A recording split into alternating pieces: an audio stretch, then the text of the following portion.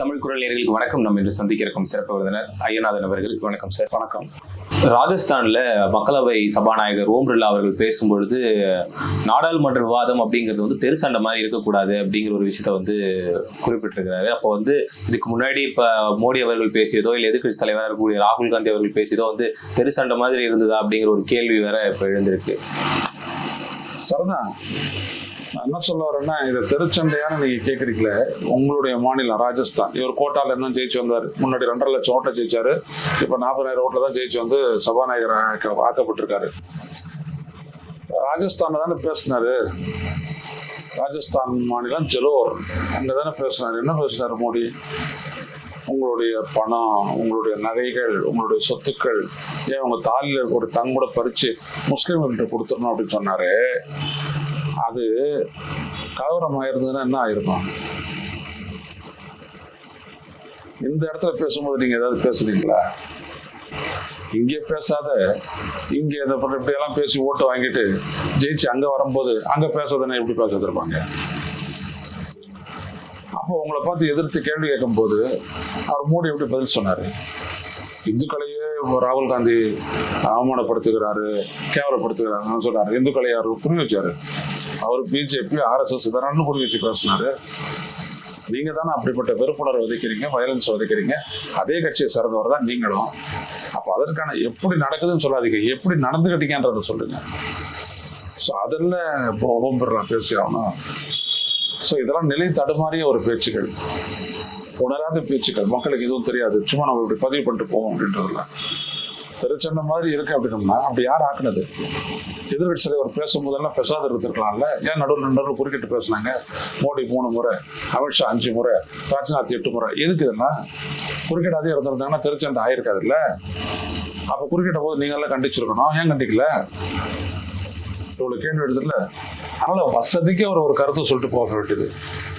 உண்மை நல்ல வர மக்களுக்கு தெரியாதுன்னு. ஏன்னா இப்போ மக்கள்லாம் ரொம்ப கடந்து வந்துட்டாங்க, ரொம்ப முன்னாடி வந்துட்டாங்க. இதுக்கு மேல நீங்க மக்களை உங்களுடைய வார்த்தைகளாலோ அல்லது காணொலி காட்சிகளோ ஏமாற்ற முடியாது.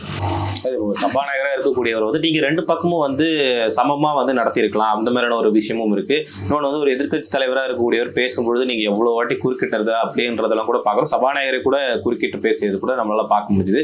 இவருமே கூட இப்போ எதிர்கட்சி தலைவரை கூட சபாநாயகர் கேள்வி கேட்டிருந்தாரு. அதுக்கு ஒரு பதிலுமே கூட சொல்லியிருந்தார். அந்த பண்பு என்னோட இயல்பே அப்படித்தாங்கிற அளவுக்கு பேசியிருந்தாரு. இதுல எந்த இடத்த அவர் தெரு சண்டை மாதிரி இருக்குங்கிறத குறிப்பிட்டாரு. இல்ல, நமக்கே புரியலையே எங்க தெருச்சண்டை நடந்ததுன்ட்டு. இப்போ குறுக்கிட்டு பேசுறது அப்படின்றதெல்லாம் தெருச்சண்டை எல்லாம் கிடையாது. நீங்க அதைத்தான் சொல்லி இருக்கணும். ஏன்னா அதை தவிர வேற எதுவும் நடக்கல. குறுக்கிட்டு பேசுறது, அதுக்கப்புறம் ஒவ்வொன்று கத்துறது. ராகுல் காந்தி எழுப்பிய கேள்விகளுக்கெல்லாம் மோடி பதில் சொல்றாருன்னா அமைதியா கேட்பாங்க. ஆனா மோடி அதையோ பேசிட்டு போனான்னு வச்சுக்கோங்க. போன தடவை கூட அது மாதிரி போன செஷன்ல மணிப்பூர் தொடர்பான ஒரு நம்பிக்கையில்லா தீர்மானம் வந்துட்டோன்னு, நம்பிக்கையில்லா தீர்மானத்தை பத்தி பேசுறேன்னு சொல்லிட்டு மணிப்பூரை பத்தியே பேசல 1 மணி நேரம். இவங்களாம் வெளிநாடு பண்ணிட்டோம்னா மணிப்பூரை பத்தி ஒரு 2-3 நிமிஷம் பேசுறாரு, அவ்வளவுதான். அப்போ ஒரு பிரதமர்கிட்ட தான் இருக்கு எல்லாமே, கீ அவர்கிட்ட தான் இருக்குது. அவர் என்ன பண்ணிருக்கணும்? ராகுல் காந்தி சொன்ன ஒரு விடயம் 10 விடயங்களை சொன்னார் எதிர்கட்சி தலைவர். 10க்கு நான் பதில் சொல்றேன்னு சொல்லியிருக்காரு. அப்படின்னா எதிர்கட்சிகள்லாம் அமைதியாக கேட்டுட்டு தான் இருந்திருக்கணும். வேற வழியில் மக்களும் எதிர்கட்சிகள் தலையிட்டா கடல் குரல் எடுப்பாங்க, மக்கள் வெளியில இருந்தோம். ஆனா நீங்க அப்படி செய்யலையே. நீங்க வேற எதையோ தானே பேசிட்டு போனீங்க. அப்போ எப்படி உங்களுக்கு பேச விடுவாங்க எதிர்கட்சிகள்? அவங்க ஓடு கத்திட்டு இருந்தாங்க த்ரோட்டு மோடி முடிக்கிற வரைக்கும். ஆனா அவ்வளவு தூரம் கத்தினாலும் அதனால மோடி தளரல. 2.5 மணி நேரம் பேசியிருக்கிறாரு. கதையெல்லாம் சொல்றது, இந்திரா காந்தி, நேரு கதை, காந்தி கதை, இதெல்லாம் இவருக்கு எதுவுமே தெரியாதோ அதெல்லாம் பத்தி ஒரு கதையா சொல்லிட்டே இருந்தாரு. அப்போ திருச்சண்டைன்றாரு. இதுல எது திருச்சண்டைன்றதை அவர் தான் விளக்கணும். விளக்கம் விளக்குற இடத்துக்கு அப்ப அவர் இருக்கிறாரு அப்படின்னு போனா கூட. இப்ப இன்னொரு விஷயம் என்னன்னா, இப்ப மணிப்பூர் பத்தி இப்ப ராகுல் காந்தி அவர்கள் இப்ப எதிர்கட்சி எம்பிக்கள் நிறைய பேர் பேசியதை பார்த்தோம். இப்ப மஹுவா மைத்ரா பேசும்பொழுது மோடி அவர்கள் வெளிநடப்பு போயிட்டாரு அப்படிங்கிறது ஒரு விஷயம். இப்ப ஆனா அதுக்கு நாடாளுமன்றத்தை மணிப்பூர் பத்தி பேசிட்டாரு அப்படிங்கிற மாதிரியான ஒரு விஷயமும் போய்கிட்டு இருக்கு. ஆனா இப்ப அதுக்கான தீர்வு அப்படிங்கிறது இப்ப ஆளும் கட்சியினரால் இல்ல இப்ப மத்திய அரசால் என்ன மாதிரியான விஷயங்கள்லாம் நடக்கப்படும்? இல்ல, மக்கள் கிட்ட இணக்கப்பாடு ஏற்படுத்துறது அப்படின்றது, மக்களால் மதிக்கப்படுபவர்கள் போய் நின்று பேசி அவர்களுக்குள்ள அந்த ஒற்றுமையை இணக்கப்பாட்டை ஏற்படுத்தணும். உங்களால ஒருத்தரால இன்னொருத்தருக்கு எந்த பாதிப்பும் ஏற்படாது, ஏற்படவும் விட மாட்டோம். எல்லாருக்கும் அரசமைப்பு ஒண்ணுதான். இந்த அரசமைப்பு படி என்னென்ன தீர்வு கொடுக்குறோமோ அதை நாங்கள் கொடுப்போம். ஆனால் நீங்க ஒருத்தரோட ஒருத்தர் அடிச்சுக்க வேண்டாம், மோதிக்க வேண்டாம், சாக வேண்டாம் அப்படின்னு சொல்லிட்டு பேசி அமைதியை கொண்டு வரலாம். போகவே இல்லைன்னா என்ன பண்றது? தீர்வுக்கு எங்க தேடுறது? நீங்க ஆத்து கடக்கணுமா இல்லையா அப்படின்றத ஆத்தங்கரையில இருந்தாங்க முடிவு எடுக்கணும். ஆத்தங்கரைக்கே வரமாட்டேன்னா அப்புறம் ஆத்த கடக்கிறத பத்தி பேசி என்ன பிரயோஜனம்? ஆத்தங்கரையில நின்று குதிச்சு நீந்தலாமா, இல்ல வெள்ளம் அதிகமா போதா, இல்ல விட்டுறலாமா, நாளைக்கு போலாமா அப்படின்னு முடிவு எடுக்கலாம். ஆத்தங்கரைக்கே வராது, நீங்க எப்படி முடிவு எடுப்பீங்க? மோடியினுடைய நல்ல அந்த மாதிரி தான், ஆத்தங்கரைக்கே வரமாட்டேங்கிறாரு அவர். வராதவர் சொல்றாரு, அன்னைக்கு 1995 கூட இதே மாதிரிதான் ஒரு வெள்ளம் போச்சு தெரியுமா உனக்கு, அதனால தான் நாங்க நீந்தல அப்படின்றாரு. இங்கேயும் வந்துட்டு எப்போ வெள்ளம் போல ஐயா, அதான் முக்கியம். இப்படித்தான் வந்து பேசுறாரு. தட்டி கடிக்கிறார். பிரதமராக இருப்பவர் தனது பொறுப்பை தட்டி கடிக்கிறார். இவ்வளவு பேர் சாகும்போது அந்த இடத்த நோக்கி அவர் போற அப்படின்னா என்ன அர்த்தம்? தட்டி கடிக்கிறதா தானே அர்த்தம். ஒரு சபாநாயகராக இருக்கிறவர் வந்து எமர்ஜென்சி பற்றி பேசினாரு. மோடி அவர்களுமே கூட எமர்ஜென்சி பற்றி பேசினார். இதுக்கு வந்து எதிர்க்கட்சி எம்பிக்கள்லாம் வந்து வலுத்த கண்டனம் தெரிவித்தது வந்து பார்த்தோம். இப்போ நீங்க வந்து அதை பத்தி பேசுறீங்க, அந்த காலத்துல நடந்த ஒரு விஷயத்த வந்து இப்போ எடுத்து பேசுறீங்க. இப்போ நடக்கக்கூடிய விஷயங்களை வந்து நீங்க அதை பத்தி வாய் திறக்கவே இல்லை. உங்களை வாய் திறக்க வைக்கிறதுக்கே அவ்வளோ கஷ்டப்பட வேண்டியதா இருக்கு. நாங்க ஒரு 1.5 மணி நேரம் உங்களுக்கு ஒரு கேள்வி எழுப்புனா நீங்க வந்து 2.25 மணி நேரம் அதுக்கு பதில் சொல்றீங்க. அப்பயும் அதை பத்தி எதுவும் பேச மாட்டீங்க அப்படிங்கிற மாதிரியான ஒரு விஷயம் இருக்கு. இல்ல, இப்போ இவரை பொறுத்த வரைக்கும் என்னன்னா, படையதை ஏன் காட்டுறாரு அப்படின்னா, தன்னுடைய சாதனைகள் அப்படின்னு சொல்லிக்கிறதுக்கு மோடிக்கு எதுவுமே இல்லை. இது எல்லாரும் புரிஞ்சுக்கங்க நல்லா. 2.5 மணி நேரம் பேசுறதும் 3.5 மணி நேரம் பேசுறதுல இல்லை. அதுல இந்த 10 ஆண்டு காலத்துல நான் சாதிச்சது என்ன அது சொல்லவே மாட்டேங்கிறாரு. என்னுடைய வெற்றியை கட்டி இவர்கள் பொறாமைப்படுகிறார்கள். அப்போ எமர்ஜென்சி வந்துச்சு, அப்போ எப்படி நடந்துச்சு தெரியுமா? இந்த கதையெல்லாம் அவனும் போயிட்டு படிச்சுட்டு போறான். அது அன்னைக்கு ஜூன் 25 பேசுனீங்கன்னா அது ஓகே, தொடர்ந்து அதையே பேசிக்கிட்டே இருப்பீங்களா? காங்கிரஸ் வந்து அந்த மாதிரி தான் ஒரு கவர்மெண்ட் வந்துடும், அந்த மாதிரி தான் ஒரு நிலை வந்துடும் அப்படின்னா, இப்போ என்ன நிலை அப்படின்றதானே பேசணும். இப்போ நீட்டுக்கு என்ன நிலை, இப்போ வந்துட்டு மத கலவரங்கள் என்ன நிலை, உலகம் ஃபுல்லா உங்களை பார்த்து குறை சொல்லுது, அதுக்கு என்ன குறை, அதுக்கு என்ன பதில், அதெல்லாம் சொல்லணும். இவரு சொல்ல மாட்டேங்கிறாரு. அப்போ இவர் சொல்லக்கூடிய விஷயம் என்னன்னா திசை திருப்பல். எதிர திசை திருப்பல். இவருடைய ஆட்சி இந்த மக்களுக்காக செய்தது என்ன அப்படின்ற இடத்துக்கு எதிர்கட்சிகள் வந்துடக்கூடாது அப்படின்றத திசை திருப்பி கொண்டு போறாரு.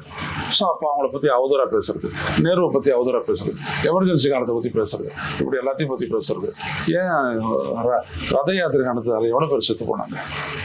ரத யாத்திரை முடிச்சுட்டு பாபர் மசூதி இடிக்கப்பட்டதை தொடர்ந்து நடந்த கலவரத்தில் எவ்வளவு பேர் இருக்காங்க, அதெல்லாம் பேசலாங்க.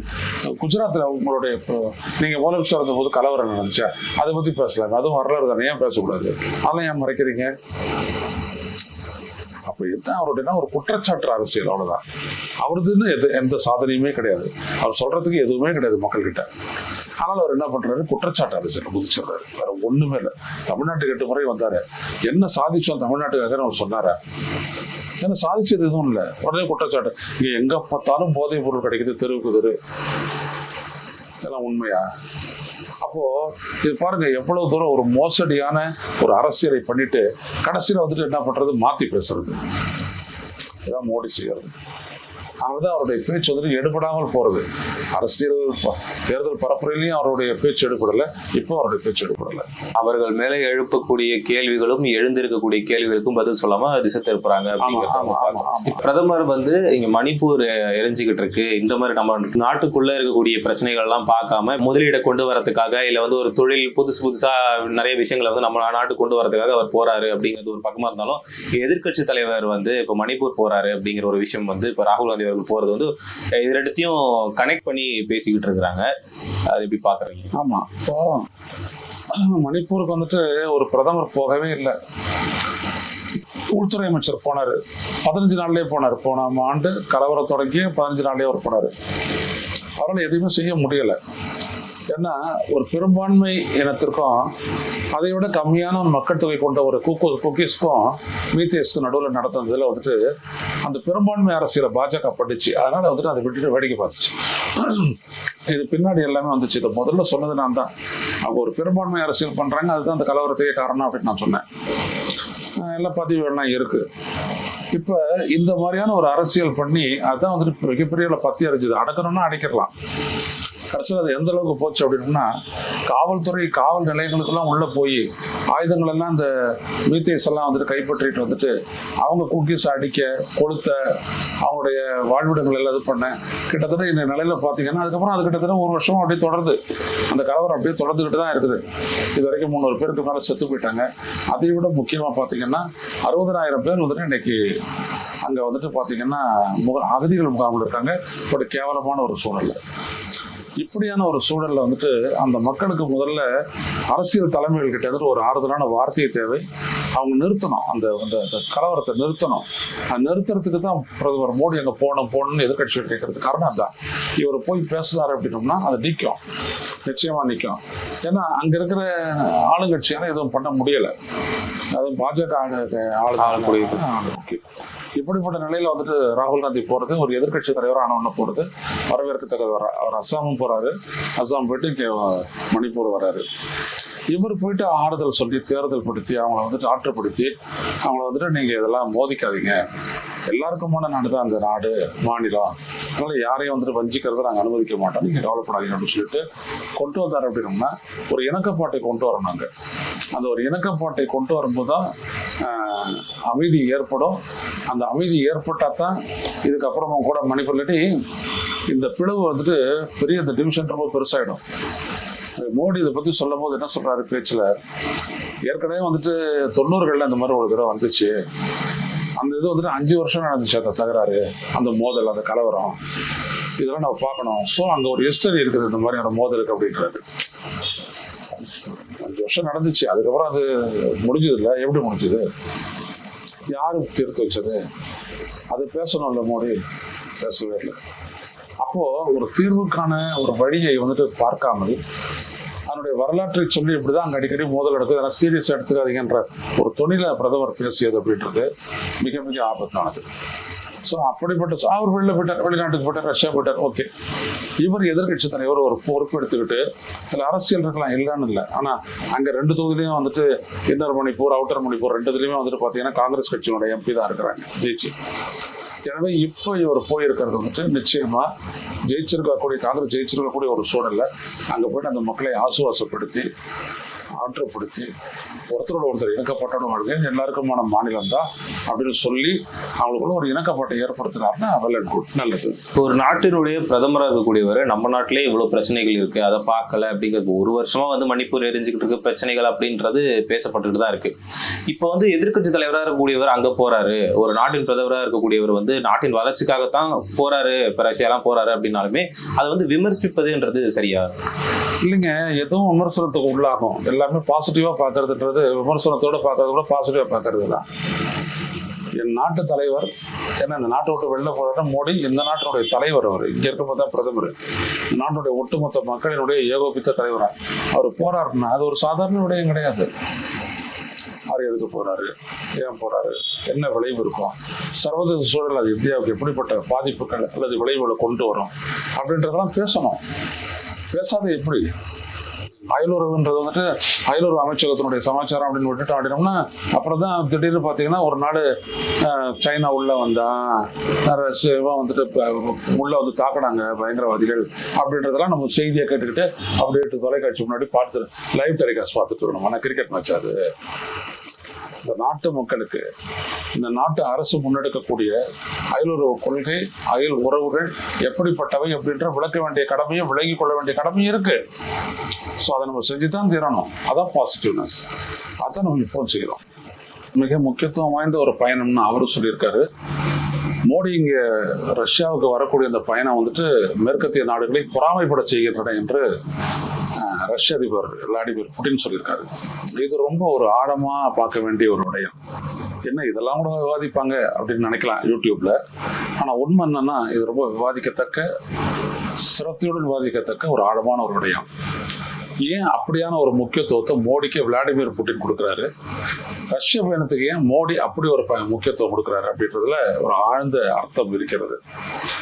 இந்திரா காந்தி பிரதமராக இருந்த போதுதான் ரஷ்யா இந்திய உறவுன்றது அதனுடைய உச்சகட்டத்தில் இருந்துச்சு. அதாவது அது வந்து ஸ்ட்ராட்டஜிக் ரிலேஷன்ஷிப் அப்படின்றதுல பாதுகாப்பு தொடர்பான அந்த உறவுகள் உட்பட பார்த்தீங்க அப்படின்னா உச்சபட்சமா இருந்துச்சு, உச்சகட்டத்தில் இருந்துச்சு.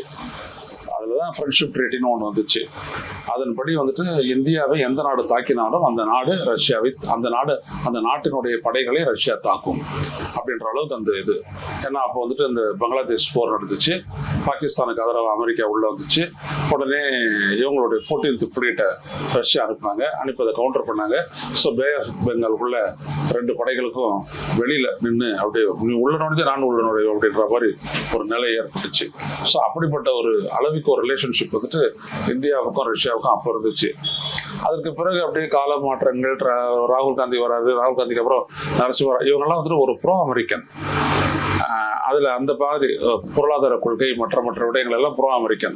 அதனுடைய விளைவு என்ன ஆச்சு அப்படின்னம்னா இஸ்ரேலோட உறவு, அமெரிக்காவோட ரொம்ப நெருங்கிய உறவு, இப்படி எல்லாம் வந்துட்டு அந்த உறவுகள் வந்துட்டு அப்படியே பலப்பட்டுக்கிட்டு அந்த பக்கமா போச்சு.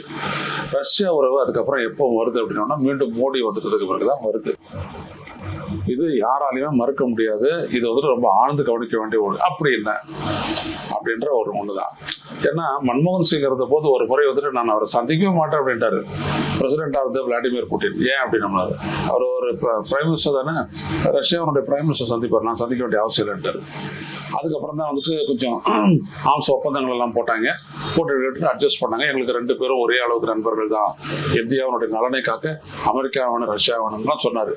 ஆனால் மோடி வந்துட்டு அதுக்கு பிற்பாடு பார்த்தீங்கன்னா வெரி மச் அவர் வந்துட்டு ரஷ்யாவோட அந்த உறவை வந்துட்டு பண்ணிடுறாரு. ஆனால் அமெரிக்காவோட அவர் எந்த விதத்துல இல்லை. அமெரிக்காவுக்கு என்னென்ன வேணும், உங்ககிட்ட இருந்து என்னென்ன விமானங்கள் வாங்கணுமோ, என்னென்ன அது ட்ரோன்ஸ் வாங்கணுமோ அதெல்லாம் நான் வாங்குறேன், உங்களுக்கு அந்த ஆர்டர்லாம் தந்துடுறேன்.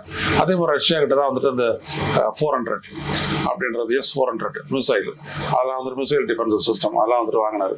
ஆனால் இதையும் தாண்டி போன முறை வென்ற போதும் முதல் முறையாக ரஷ்யாவுக்கு தான் மோடி பயணம் சென்றார். அப்பொழுது விளாடிவோஸ்டாக் அப்படின்னு சொல்லக்கூடிய ஒரு துறைமுகப்பட்டினம் ரஷ்யாவுடைய கிழக்கு பகுதியில் இருக்குது. அந்த துறைமுகப்பட்டினத்துடைய மேம்பாட்டுக்காக $1 பில்லியன் கொடுத்தார் மோடி. அதாவது ரஷ்யாவுக்கு வந்துட்டு ஒரு டெவலப்மெண்ட்டுக்கு உதவக்கூடிய நிலையிலே இந்தியா கிடையாது. அது அவ்வளவு பெரிய முன்னேறிய நாடு அது. ஆனா அந்த நாட்டுக்கிட்ட வந்துட்டு இவர் என்ன சொல்றாரு, பெரிய பொருளாதாரம் தான் அதுவும். ஆனா இவர் என்ன பண்றாரு, அந்த நாட்டினுடைய ஒரு நகரத்தினுடைய மேம்பாட்டுக்காக $1 பில்லியன் கொடுக்குறாரு. ஒரு mark of respect or gratitude ஏதோ ஒண்ணு. சரி, என்ன இதுக்கெல்லாம் அப்படின்ட்டு ஒரு இது என்ன அப்படின்னம்னா, நடுவில் வந்துட்டு இங்க வரக்கூடிய ஒரு வார இதழில் கூட ஒரு செய்தியோட வந்து சின்னதா இந்த தேர்தல் தொடர்பான தேர்தல் முடிவுகளை நிர்ணயிக்கக்கூடிய ஒரு முக்கியமான நடவடிக்கையாக இந்தியாவினுடைய முக்கிய அமைச்சர் ஒருவர் வந்துட்டு ரஷ்யாவுக்கு போயிருக்காரு, ரஷ்ய அதிகாரிகளோட ஒரு பேச்சுவார்த்தை நடத்தி விட்டு திருப்பி இருக்கிறார் அப்படின்னு சொல்லிட்டு சேட்டலைட்லோட ரிசீவர்ல அந்த ஆண்டனா படம் போட்டு ஒரு செய்தியை போட்டிருக்காங்க. அப்போ ஏற்கனவே பார்த்தீங்கன்னா இவர் என்ன பண்றாரு, ட்ரம்ப் என்ன சொல்றாருன்னா, எங்களுடைய தேர்தலில் வந்துட்டு முடிவுகளை நிர்ணயிக்கக்கூடிய அளவிற்கு ரஷ்யா வந்துட்டு ரஷ்யாவுடைய அந்த ஹேக்கர்ஸ் அல்லது இப்படி வச்சுக்கோங்க அவருடைய தொழில்நுட்ப நிபுணர்கள் வந்துட்டு தகவல் தொழில்நுட்ப நிபுணர்கள் வந்துட்டு தலையீடு பண்ணாங்க அப்படின்னு சொல்லிட்டு அவர் ஒரு குற்றச்சாட்டு பண்ணாரு. இங்கே இவங்க சொல்லக்கூடியதெல்லாம் வச்சு பார்த்தோம்னா அப்போ சேட்டலைட்ல இருந்துட்டு இயக்குறாங்களா அப்படின்ற ஒரு கேள்வி எழுது. இயக்கி முடிவுகளை தீர்மானிக்கிறாங்களான்னு இந்த தேர்தல் ஆணையம் சொல்லிச்சு. அப்படியெல்லாம் வெளியில இருந்து எல்லாம் யாரும் வந்துட்டு இவிஎம் வந்துட்டு தொடர்பு கொள்ளலாம் முடியாது, அதெல்லாம் எதுவுமே நடக்காது, எதுவுமே இல்லை, அது ஒரு ஸ்டாண்டர்ட் மிஷின்லாம் சொல்லும். ஆனா ஒருத்தர் வந்துட்டு அதுக்குள்ள அந்த மிஷினை வச்சிருக்கிற இடத்துக்கு வந்துட்டு செல்போன் எடுத்துட்டு போனாருன்னு சொல்லிட்டு அவர் மேல வழக்கு. அதான் வெளியில இருந்து தொடர்பு கொள்ள முடியாது, செல்போன் எடுத்துட்டு போனான்னா எதை எடுத்துட்டு போனான்னு. அப்போ இதெல்லாம் நிர்ணயிக்க முடியாது, தொடர்பு கொள்ள முடியாது அப்படின்றதெல்லாம் வந்துட்டு வேடிக்கையான ஒரு விடயம். ஆக அப்போ ஜெயிச்சாரு. அப்போ வந்துட்டு பாத்தீங்கன்னா நான் வந்துட்டு அப்ப தூர்தர்ஷன்ல பேசிட்டு இருந்த போதே ஒரு 10 அப்பவே வந்துட்டு மோடியை வந்துட்டு விளாடிமிர் புட்டின் கங்க்ராச்சுலேட் பண்ணார். 2019 முதல் வாழ்த்து அவர்கிட்ட தான் வந்துச்சு. அப்ப தேர்தல் முடிவுகளை இன்னும் முழுமை பெறல, அதுக்கப்புறம் எவ்வளவு மாற வேண்டியதெல்லாம் இருக்கும். ஆனா அவர் அதுக்குள்ளேயே வந்துட்டு வாழ்த்து சொல்லிட்டாரு. இவரு இந்த முறை அப்படியெல்லாம் ஒரு வாழ்த்தெல்லாம் வரல, ஆனாலும் இவர் போயிருக்கிறாரு.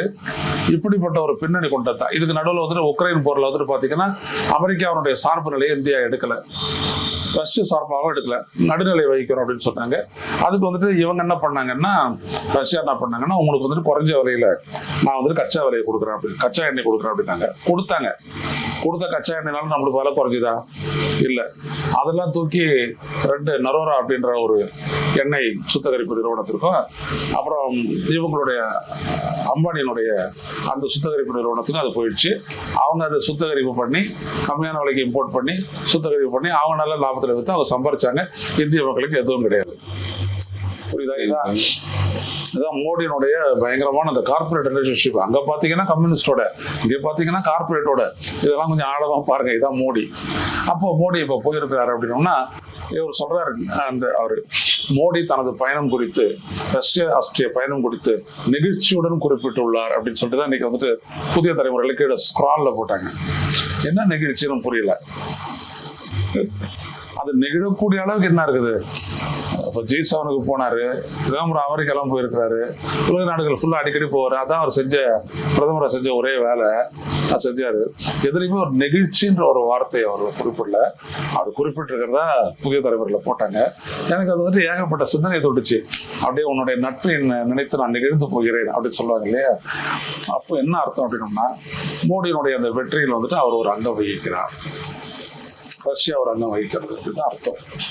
அப்படிதான் அர்த்தப்படுத்திக் கொள்ள வேண்டியது. வேணா கவர்மெண்ட் ஆஃப் இந்தியா கிளாரிபிகேஷன் கொடுக்கட்டும், அது வேற விஷயம். ஸோ இது இவ்வளவு ஆழமானது. இந்திய மக்களாகிய நமக்கு வந்துட்டு பார்த்தீங்கன்னா பல இடங்களில் டார்க்னஸ் இருக்கும். டார்க்னு சொல்லுவாங்க, இருட்டல் நம்மளை வச்சுருவாங்க. நம்மளுக்கு என்ன நடக்குதுன்னே தெரியாது. ஆனால் அவங்க என்னென்னோ செய்வாங்க. இங்கேருந்து போகக்கூடிய, நான் மோடியை மட்டும் சொல்ல, பல்வேறுபட்ட தலைவர்கள் போவாங்க. போகும்போது பார்த்தீங்கன்னா அந்த நாட்டு வழியாக அப்படியே அக்கௌண்ட் எல்லாம் இது பண்ணி கிளியர் பண்ணி அதிலெல்லாம் வந்துட்டு ரகசிய கணக்குகள்லாம் போடுறது, அந்த மாதிரி வேலையெல்லாம் செஞ்சுட்டு ரொம்ப சேஃபாக திரும்புவாங்க. ஆனால் போனது என்னன்னா, முதலீடுகளை வரவேற்கவும், தொழில் ஆலோசனைகளை பெறவும், அப்புறம் தொழில் ரீதியான முன்னேற்றத்திற்கு ஒப்பந்தங்களை போடவும், அப்புறம் ஆயுத ஒப்பந்தங்களை போட, இன்னும் 1000 காரணங்கள் சொல்லுவாங்க. ஆனால் இதுதான் உள்ளபடியே அடிப்படையாக இருக்கும். இதெல்லாம் இப்படி சர்வதேச உறவுகளில் இப்படியான ஒரு இடமும் இருக்கிறது அப்படின்றது ரொம்ப ரொம்ப முக்கியம். இந்த சந்திப்புங்கிறது வந்து தகவல் வெளியாகிற உடனே வந்து இப்போ ஒரு அதிபர் அளவுக்கு வந்து ஒரு பொறாமை அளிக்குது, அந்த அளவுக்கு வந்து பேசுறதை வந்து நம்மளால பார்க்க முடியுது. இப்போ இவர் 3வது முறையா பிரதமரான பிறகும் வந்து ஃபர்ஸ்ட் பயணமே அங்க அப்படிங்கிறது வந்து பெரிதளவில் பார்க்க முடியுது. நீங்க சொன்ன மாதிரியே வந்து இப்போ 2வது வாட்டி இவர் வந்து இப்போ ரஷ்யா போயிருக்காரு. முதல்வர் ஆனதும் முதல்ல அங்க போய் பிரதமர் ஆனதும். ஆமா, அதாவது ஏற்கனவே பாத்தீங்கன்னா G7 மாநாட்டுக்கு ஒரு போனது ஆஃப் இன்விடேஷன். அதோட G7 நம்ம கூட மெம்பர் எல்லாம் கிடையாது. ஏதோ ஒன்று கூப்பிட்டு நல்ல அடிப்படைன்னு சொல்லிட்டு கூப்பிட்டாங்க. இவரும் போனாரு, நல்லா பண்ணாங்க, வந்துட்டாரு இவரு. ஆனா இதுதான் அவருடைய முதல் திட்டமிட்ட பயணம். முதல் பயணமும் ரஷ்யாவுக்கு தான் போவாரு. ரஷ்யா தான் முதல்ல இவர் வந்துட்டு வாழ்த்தெல்லாம் சொல்லும். ஸோ அந்த மாதிரி நடந்திருக்கு. அதனாலதான் மேற்கத்திய நாடுகள் பொறாமைப்படுகின்றன இந்த வார்த்தையெல்லாம் அவர் சொல்றாரு. சொல்லிக்கிள்ளி டிவைடை ஏற்படுத்துறாரு. இப்போ நம்ம நாட்டுக்கு வர மாட்டாங்களே அப்படிங்கிற மாதிரி பொறாமை. ஏன் இவர்தான் போறாரு, எல்லா நாட்டுக்கும் போறாரு. முதல்ல இந்த நாட்டுக்கு வராரு, ஒரு அரசு ரீதியான ஒரு பயணமா ஒரு நாட்டுக்கு, அது G7 மீட், ஒரு நாட்டுக்கு போறது அப்படின்னு ரஷ்யாவுக்கு தான். அவங்களுடைய நேரத்திற்கும் கருத்துக்களுக்கும் மிக்க நன்றி.